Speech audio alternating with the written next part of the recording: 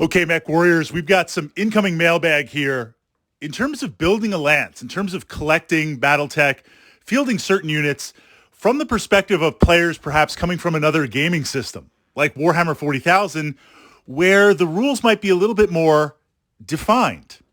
So from that perspective, when you jump into Battletech, we've got the rules, the game of armored combat. You've got the mechs. You've got the vehicles. But then somewhere in the middle, there's the narrative. And one of the interesting things about Battletech is it's not just a single set narrative. There is a timeline, Inner Sphere, Fall of the Star League, where the game started, and it has been advancing more or less real time over the years. So you can take a mech, first mech that comes to mind, a Stalker, a fantastic assault mech. We've explored some of that Tactica, push that up to the Battletech playlist here. You can literally take that miniature and play that mech Inner Sphere. Then you can take that miniature and play it on the timeline Clan Invasion, where it's going up against clan mechs. You can take that mech now after the Clan Invasion, refit it, or is it retrofit it, with new existing technology, completely change the mech. It's still the same miniature. So when you look at those lance packs, it's almost like 3 or 4 different ways to explore the same miniature. And that's before we even get into custom miniatures or custom configurations or variants. But the challenge here with that narrative, and I framework that because there are certain mechs that are found in different houses. A perfect example would be the Jenner.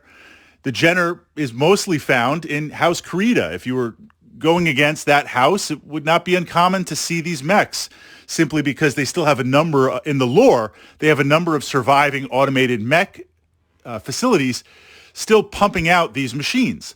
Other houses might favor another type of mech because when the Star League fell, that's where the majority of that mech was located. There are also mechs in the Inner Sphere, like the Enforcer, which is primarily House Davian, because they created that mech to fill their ranks, and they had some existing facilities. They retrofitted them, and now it's putting together that mech.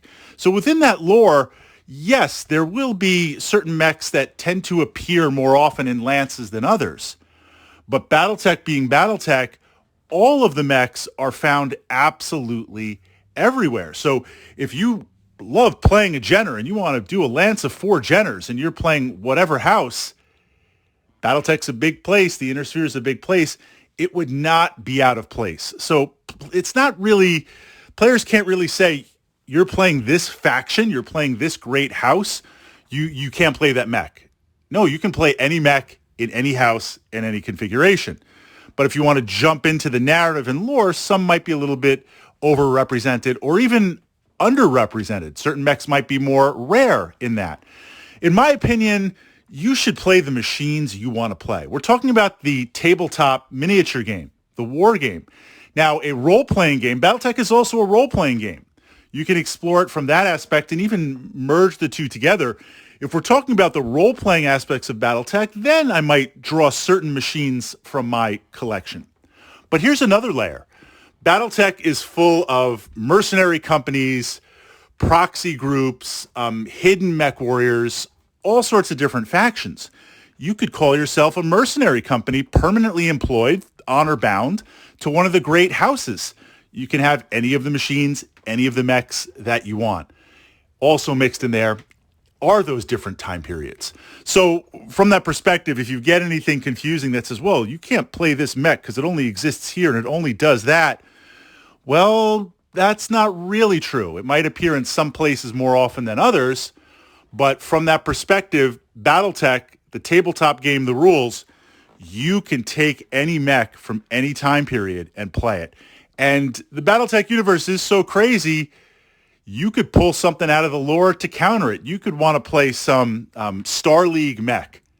And you're like, well, I want to take this Star League mech. So before the fall, the Inner Sphere, take this Star League mech, and I want to play it. I want to play it, but then my friend wants to play Inner Sphere mechs, and my other friend, we're doing a 3-way battle, wants to play clan mechs. We've got 3 different time periods. How the heck do we do that? It's there in the narrative, right? All the time, lost tech, mechs that have been lost for centuries, they're rediscovered. You could come up with something that says, well, time period is clan invasion. So we've got Innersphere versus clans. And the Great House just discovered a couple of Star League mechs hanging out, and we pressed them into service because it's all hands on deck clan invasion. Everything is open to anything.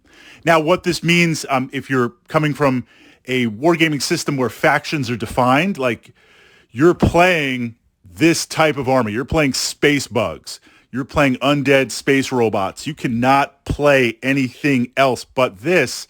It can be a little bit confusing.